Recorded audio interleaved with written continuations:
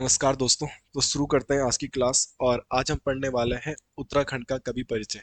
Means Uttarakhand का कवि परिचय नहीं, उत्तराखंड के सिलेबस में हिंदी के पोर्शन में जो कवि दिए गए हैं उन कवियों का परिचय। ठीक है। उसमें से बहुत सारे कवियों के बारे में हम ऑलरेडी पढ़ चुके हैं, और एक और लेखक के बारे में आज और हम जानकारी लाते हैं या डिस्कस करते हैं आपस में। शुरू करते हैं आज की क्लास। और आज हम पढ़ने वाले हैं एक बहुत प्रसिद्ध लेखक जिनका नाम है शैलेश मटियानी। तो आज आप हेडिंग डाल दीजिएगा, शैलेश मटियानी। तो शैलेश मटियानी जी के बारे में हम पढ़ने वाले हैं। अगर देखा जाए बेसिकली, तो शैलेश मटियानी जी के बारे में मैंने आपको पढ़ाया है। आप बोलोगे कि नहीं पढ़ाया है, तो मैं आपको बताता हूँ। आप अगर मेरी जिला सीरीज पढ़ते हो तो जिला सीरीज में अल्मोड़ा डिस्ट्रिक्ट देखना, वहां पे मैंने शैलेश मटियानी के बारे में पढ़ा। क्योंकि शैलेश मटियानी जी का संबंध अल्मोड़ा जिले से था, इसलिए मैंने अल्मोड़ा डिस्ट्रिक्ट में भी शैलेश मटियानी जी के बारे में पढ़ाया है। आज जो भी पढ़ा रहा हूँ हिंदी के बिहाफ पे पढ़ा रहा हूँ, बट कुछ बेसिक सी चीजें मैंने अल्मोड़ा जिला में भी इनके बारे में पढ़ा। वहाँ पे बहुत सारे बच्चों के कमेंट भी आ रखे हैं, क्योंकि मैंने पढ़ाया है कि शैलेश मटियानी जी ने एक बुक लिखी है, महाभोज। उसमें बहुत सारे कमेंट आ रहे हैं कि सर महाभोज इन्होंने नहीं लिखी है, मनु भंडारी ने लिखी है, अलाना फलाना वगैरह वगैरह। आप मनु भंडारी जी को पढ़िएगा, वो मैंने पढ़ा रखा है इसी टॉपिक में, इसी प्ले लिस्ट में। वहां पे भी मैंने महाभोज पढ़ाया होगा। और ऑप्शन में अगर आपके पास आएगा महाभोज किसकी है, तो आप मनु भंडारी ही करना बेझिझक। बट मनु भंडारी ऑप्शन में ना हो तो आपको मंगलेश ओ सॉरी शैलेश मटियानी करना पड़ सकता है। बातों को ध्यान में रखिएगा। इन्होंने भी एक बुक लिखी थी जिसका नाम था महाभोज। बाकी चर्चा करते आगे और पढ़ते इनके बारे में क्या क्या चीजें हमारे एक्स्ट्रा फैक्ट देखने के लिए। चलो, बाकी जो बेसिक बातें थी मैंने बता दी इनके बारे में। ठीक है। सबसे पहले हम बात करते हैं जन्म से। जन्म इनका लगभग हुआ था 1931 में। जिला मैं आपको बता चुका हूँ, अल्मोड़ा जिले में इनका जन्म हुआ था। एक जगह आता है पर्टिकुलर, वो आता है बाड़े छीना। अल्मोड़ा के बाड़े छीना नामक जगह पर इनका जन्म हुआ। ठीक है। ओके। इनके जन्म से रिलेटेड या इनके जीवन से रिलेटेड एक बात जो आपको याद रखनी है, छोटी सी उम्र में बहुत कष्टमय जीवन इनका व्यतीत हुआ है। अपना जीवन यापन पढ़ाई के साथ साथ करने के लिए इन्होंने होटलों में बर्तन तक धोए हैं, यहाँ तक कि रेलवे स्टेशन में जूते तक पॉलिश किए हुए हैं। इससे रिलेटेड उन्होंने एक बुक भी लिखी है जिसका नाम है बोरी बली से बोरी बंदर। आप अगर प्रीवियस पेपर सॉल्व करोगे, यहाँ तक कि जो हिंदी की ल्यूसेंट बुक है उसके पीछे वाले जो पेपर है वहां भी अगर आप सॉल्व करोगे, तो वहां भी आपको ये क्वेश्चन दिख जाएगा कि बोरी बली से बोरी बंदर में बोरी बली और बोरी बंदर क्या है। तो ये रेलवे स्टेशनों के नाम है महाराष्ट्र के। जो बोरी बली से Bori Bandar book written by Shailesh Matiyani. But Borivali और बोरी बंदर है क्या, ये एक रेलवे स्टेशनों के नाम है जहां पर ये वर्क वगैरह करते थे, काम धाम वगैरह करते थे। इन्होंने ऐसे ऐसे दिन भी देखे हैं कि अपना खून डोनेट करते थे, उसको बेचते थे मतलब, और तब उससे अपना जीवन यापन करते थे। कहा जाता है जब ये प्रसिद्ध या फेमस भी हो गए थे थोड़ा बहुत, तो ये ऐसे लेखक थे आफ्टर निर्मल वर्मा, जो साफ पहले मुंह पे बोलते थे कि कितने रुपए लोगे कवि सम्मेलन में बुलाने के, या अगर मैं आपके लिए पटकथा लिखूंगा तो कितने रुपए दोगे। मतलब जैसे होता है ना, बड़े बड़े लोग पैसों की डायरेक्ट बात नहीं करते, तो ये सीधा पैसों की बात करते थे, लेकिन उन्होंने बचपन से पैसों की वो मार झेली थी, इसलिए पैसों के साथ कोई भी समझौता नहीं करते। ये कुछ बेसिक से आइडियाज मैं बता रहा हूँ आपको, कि जिस हिसाब से आप इनके बारे में सोच सको, एक मेंटलिटी क्रिएट कर पाओ आप इनकी कहानियों को, उपन्यासों को याद करने के। बहुत सारी उपन्यास हैं, इसीलिए इनके बारे में मैं बता रहा हूँ। और ये उत्तराखंड से भी संबंधित है, इसलिए इनके उपन्यास पूछे जाने के चांस है। तो बहुत सारी किताबें इन्होंने लिखी है, जिसमें से कुछ इंपॉर्टेंट मैं आपको पढ़ाऊंगा। तो आपको हल्का फुल्का शैलेश मटियानी जी के जीवन से बिहार पे चीजें पता लगी होगी कि कैसा इनका जीवन था। चलिए, शैलेश मटियानी जी के बारे में हमें बेसिक सी बात इतनी पता चली, इनका जन्म कब और कहाँ हुआ था। अगर मैं बात करूं इनका रियल नेम की, इनका असलियत में रियल नेम क्या था। असली नाम तो इनका शैलेश मटियानी नहीं था, असली नाम इनका था रमेश चंद्र मटियानी। इनका असलियत नाम क्या था, रमेश चंद्र मटियानी। ये लिखते किस नाम से थे, शैलेश नाम से लिखते थे। शैलेश नाम से लिखते थे, इसीलिए हम इन्हें शैलेश मटियानी कह देते हैं। बट रियल नाम इनका क्या था, रमेश चंद्र।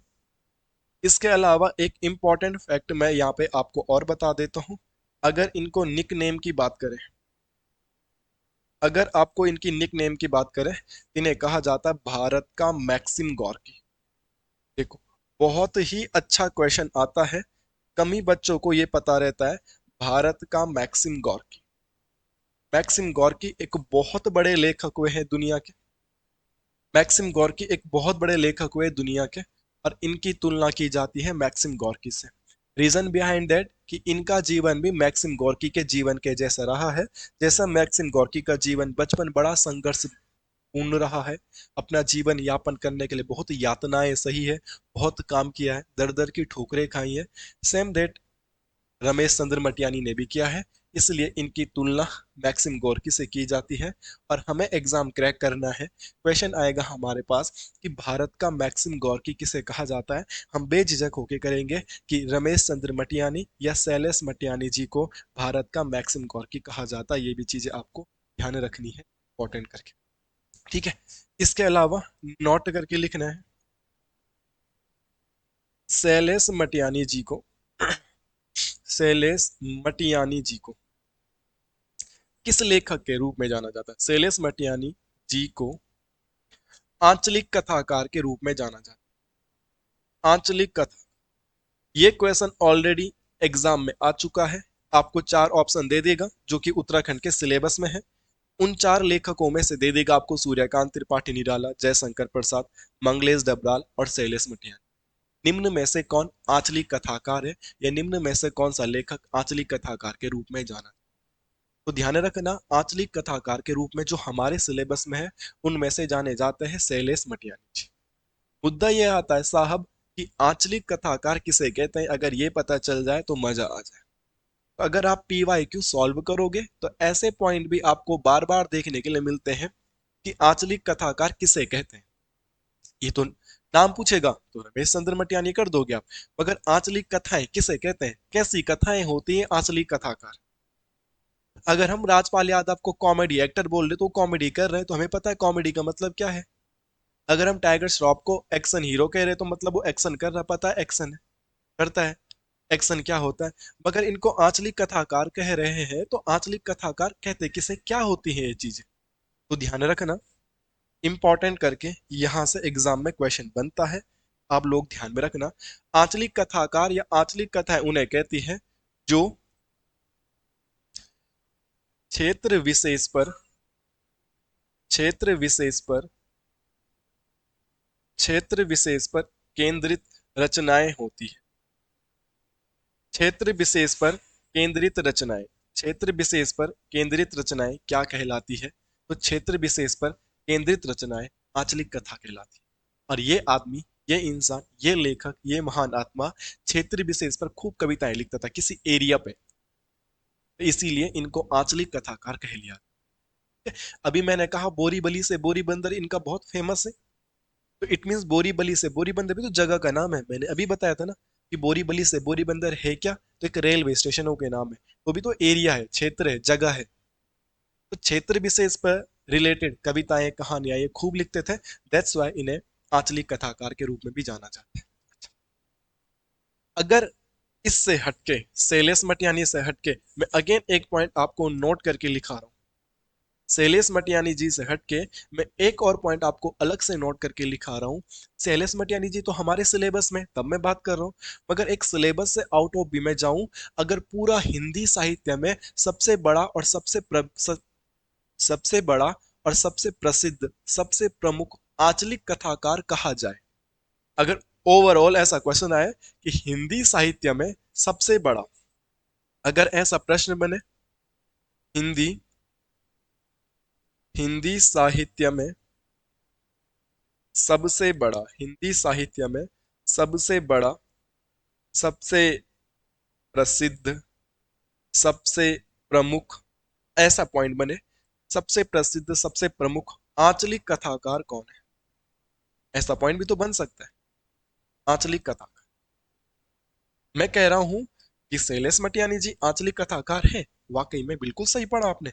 बट अगर ऐसा क्वेश्चन बन जाए कि हिंदी साहित्य में सबसे बड़े कौन है, इनसे भी बड़े, प्रसिद्ध, फेमस, पहले, प्रमुख, वहां पे आएगा एक नाम, और उनका नाम आएगा फणीश्वर नाथ रेणु। आपने NCERT में इनका नाम पढ़ा होगा, फणीश्वर नाथ रेणु। स्कूल जब हम पढ़ते थे इंटर कॉलेज में, तब इनकी किताबें हमारे सिलेबस में होती थी। एग्जैक्ट क्लास याद नहीं है बट होती थी। तो इनका नाम हमने तब सुना है, तो आप लोगों ने भी सुना होगा। फणीश्वर नाथ रेणु को सबसे प्रसिद्ध आंचलिक कथाकार कहते हैं। और हमारे सिलेबस में से आंचलिक कथाकार किसे कहा जाता है? शैलेश मटियानी जी को। ध्यान रखना। पूरे हिंदी साहित्य की बात करेंगे तो क्या? फणीश्वर नाथ रेणु, ये चीज ध्यान में रखना। बड़ा इंपॉर्टेंट क्वेश्चन है ये, एग्जाम में बनेगा। अब जब फणीश्वर नाथ रेणु जी का नाम आ ही गया है, तो यहाँ से एक पॉइंट और सामने आता है, और वो आता है 1983।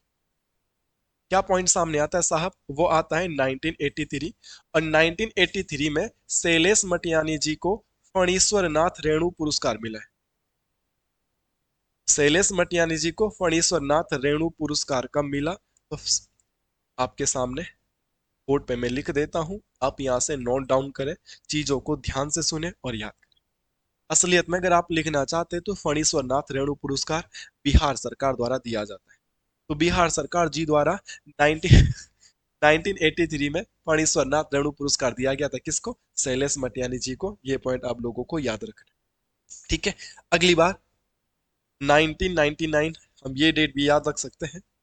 और इनको लोहिया सम्मान भी मिला है। राम मनोहर लोहिया का नाम सुना होगा आपने। अगर क्वेश्चन आएगा कि शैलेश मटियानी जी को लोहिया सम्मान कब मिला, तो शैलेश मटियानी जी को लोहिया सम्मान मिला है 1999। लोहिया सम्मान ध्यान रखना, काफी अच्छा पॉइंट है। एग्जाम में आजकल बारीक बारीक चीजें वो पूछ रहा है, क्या पता कब क्वेश्चन क्या पेपर। जो इंपॉर्टेंट चीजें हैं वो मैं आपसे लिखा देता हूँ। अगला दो अवार्ड आपको और लिखने हैं, और वो लिखना है आपको 1994। पहले 1994 लिखना चाहिए था ना मुझे, तब लिखना चाहिए था 1999। ये गलती हो गई है, आप इसे लाइन से लिख लीजिएगा, ठीक है। और इनको डी लिट की उपाधि मिली है, डॉक्टर ऑफ लिटरेचर की उपाधि। इनको डी लिट की उपाधि दी। और इनको डी लिट की उपाधि किसके द्वारा दी गई थी? Bye Kumaon university. कुमाऊं के थे, ठीक है। तो किसके द्वारा दी गई होगी? कुमाऊं यूनिवर्सिटी। तो हम ग्रुप सी की तैयारी कर रहे हैं भाई, उत्तराखंड की तैयारी कर रहे हैं भाई, तो हमारे लिए तो यही इंपॉर्टेंट है कि कुमाऊं यूनिवर्सिटी द्वारा किसको, निम्न में से किसको डी लिट की उपाधि दी गई थी। औरों को भी दी गई है बट ऑप्शन के अकॉर्डिंगली हमें करना है। या डायरेक्ट ऐसा क्वेश्चन आ जाए कि कुमाऊं यूनिवर्सिटी ने शैलेश मटियानी जी को डी लिट की उपाधि कब दी, तो फिर हम क्या करने वाले हैं?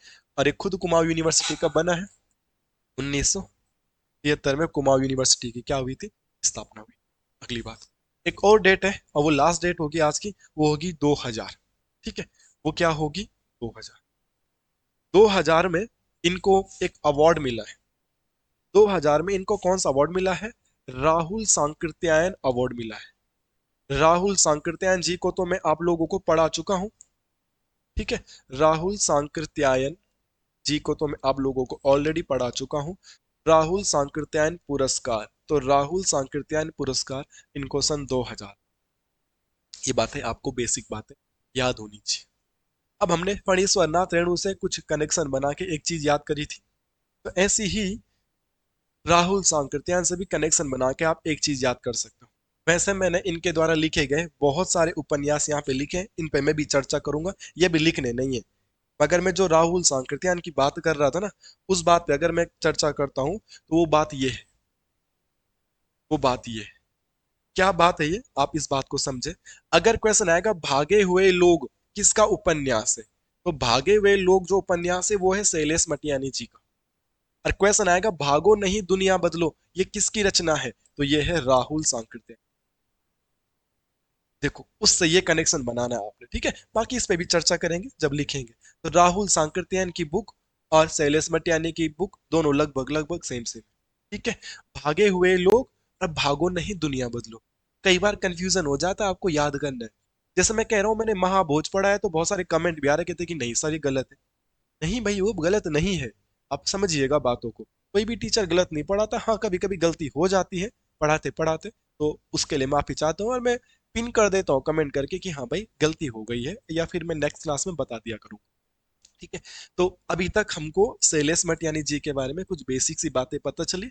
1983 में फणीश्वर नाथ रेणु लोहिया सम्मान 99 में।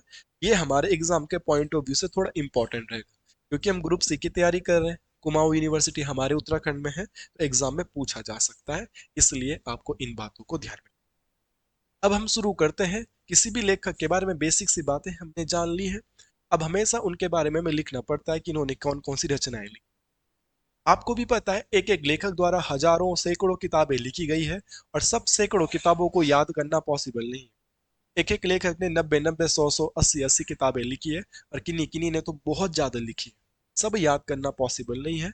मगर एनसीईआरटी में या पीवाईक्यू में या एमसीक्यू वाले क्वेश्चन में कुछ कुछ क्वेश्चन हमें बार बार देखने के लिए मिलते हैं, या किसी किसी को देख के लगता है कि ये बहुत प्रसिद्ध है। उनका मैं एक चार्ट आपको लिखा देता हूँ, आप उसे नोट कर लीजिएगा। तो हेडिंग डालेंगे शैलेश मटियानी जी की प्रमुख रचनाएं। ठीक है।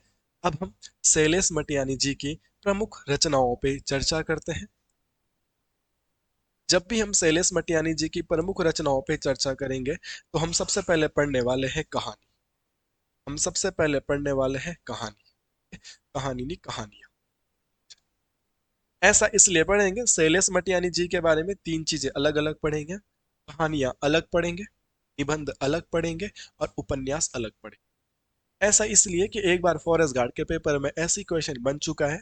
मनु भंडारी के रिगार्डिंग पूछा था, आपका बंटी क्या है, आत्मकथा है, उपन्यास है ना, ऐसा क्वेश्चन पूछ लिया गया था। तो क्या पता आयोग हमारा वैसे भी पागल है, कुछ भी पूछ लेता है। इसलिए हम थोड़ा अलग अलग लिख देते हैं इनकी कुछ प्रसिद्ध कहानी।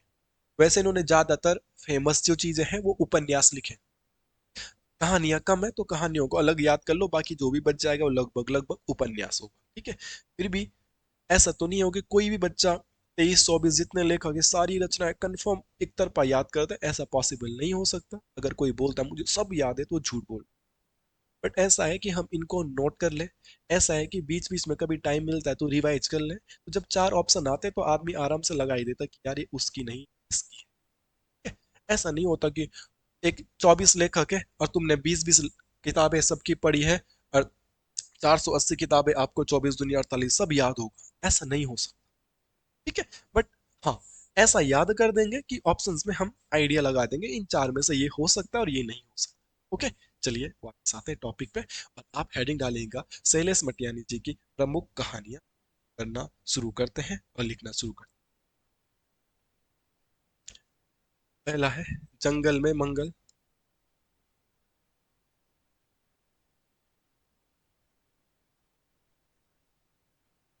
जंगल में मंगल। ठीक है। इसके अलावा और रचनाएं आपको याद रखनी पड़ेगी, और वो रचनाएं क्या है आपको याद करनी। प्यास और पत्थर। प्यास और पत्थर। इसके अलावा आप क्या याद कर सकते हैं, इसके अलावा आपको याद करना पड़ेगा दो दुखों का एक सुख। इसके अलावा मेरी पिया कहानी आप याद कर सकते हैं। बर्फ की चट्टाने आप याद कर सकते हैं। दो दुखों का एक, दो दुखों का एक सुख आप ये भी याद कर सकते हैं। ठीक है। तो ये कुछ इनकी फेमस फेमस कहानियां थी, ये आपको याद रखना है किसी भी हालत में। काफी अच्छे क्वेश्चन है, पूछे जा सकते हैं। इसके अलावा अगर आप याद करना चाहते हैं तो ये याद कर सकते हैं सफर में जाने से पहले। ये भी इन्हीं की कहानी है। सफर में जाने से पहले। तो सफर में जाने से पहले अगर ऐसा कोई पॉइंट पूछा जाए तो वो भी आपका शैलेश मटियानी जी का है।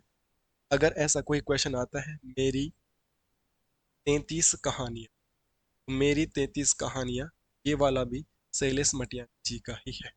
ये कुछ कहानियां हैं जो कि शैलेश मटियानी जी ने लिखी है। ये आप लोग को याद करनी। एग्जाम में कब कौन सी वाली आ जाए ये कोई भी नहीं बता सकता है, बट एक क्विक रिवाइज हमको रिकॉल कर लेनी चाहिए, थोड़ा बहुत पढ़ लेना चाहिए कि जब ऑप्शन में एग्जाम में ऑप्शन आए तो आराम से पता लगा। अब इन्होंने बहुत सारे उपन्यास भी लिखे हैं जो मैंने यहाँ पे लिख दिए हैं पहले ही, आप इनको भी याद कर सकते हैं। ठीक है। सॉरी, निबंध और उपन्यास। ठीक है। निबंध भी लिखे हैं इन्होंने और उपन्यास भी लिखे हैं। इन चीजों को थोड़ा सा ध्यान में क्या है क्या नहीं। यह है उपन्यास। तो इनके उपन्यास कौन कौन से हैं। बोरीबली से बोरीबंद, बोरीवली और बोरीबंदर क्या है? रेलवे स्टेशन है, ये मैं पहली बात कर चुका हूँ। कबूतर खाना किसका है? शैलेश मटियानी जी का है। एक मूठ सरसों किसका है? शैलेश मटियानी जी का है। चंद औरतों का शहर किसका है? शैलेश मटियानी जी का है। अर्धकुंभ की यात्रा किसकी है? शैलेश मटियानी जी की है। पावन नदियों का संगम किसका है? शैलेश मटियानी जी का है। भागे हुए लोग शैलेश मटियानी जी का है। अब भागो नहीं दुनिया बदलो, राहुल सांकृत्यायन का है, ये पहली बात हो चुका। उगते सूरज की किरण, ये भी शैलेश मटियानी जी की है। बेला हुई अबेर, ये काफी अच्छा है, ये एग्जाम में पूछा जा सकता है। बेला हुई अबेर किसकी है? तो शैलेश मटियानी जी की पुस्तक है। बर्फ गिर चुकने के बाद, ये भी शैलेश मटियानी जी की पुस्तक है। और आकाश कितना अनंत है, also written by Shailesh Matiyani ji. इसमें समझाने योग्य कोई बात है नहीं। फालतू की ट्रिक बनाओ, ये करो वो करो। अगर बनानी है तो मैं बना तो सकता था, पर थोड़ा लेंथी हो जाती थी। बट फिलहाल आप इनको एक दो बारी पढ़ लीजिएगा। 100% सारी रचनाएं कोई याद नहीं करता है, बट हम इतना जरूर पढ़ लेंगे कि हाँ, ऑप्शन में आराम से कर दें। एक दो बारी रिवाइज करेंगे तो याद हो जाए। ठीक है। इन्होंने 4 निबंध भी लिखे हुए हैं, और जिसमें से एक दो बहुत इंपॉर्टेंट है, जैसे लेखक की हैसियत से। क्वेश्चन आएगा, लेखक की हैसियत से किसका निबंध है? तो लेखक की हैसियत से ये भी लिखा है शैलेश मटियानी जी ने। कागज की नाव, शैलेश मटियानी जी ने। किसके राम कैसे राम, शैलेश मटियानी जी ने। और राष्ट्रभाषा का सवाल, ये भी शैलेश मटियानी जी की रचना है। ठीक है। तो शैलेश मटियानी जी के बारे में जो भी बेसिक सी इंफॉर्मेशन आपको देनी थी, वो मैं शायद से आपको बता पाया हूँ। आप इनकी रचनाओं को बहुत अच्छे से याद कर लीजिएगा, यही मेरा आपके लिए एक सजेशन रहेगा। एक दो बारी लिख, सॉरी, एक बारी लिख लीजिएगा। एक दो बारी ऊपर नीचे से पढ़ लीजिएगा। चीजें याद हो ही जाती। कुछ कमी या गलती हो गई होगी तो माफ करना दोस्तों। मिलते हैं नेक्स्ट क्लास में। धन्यवाद।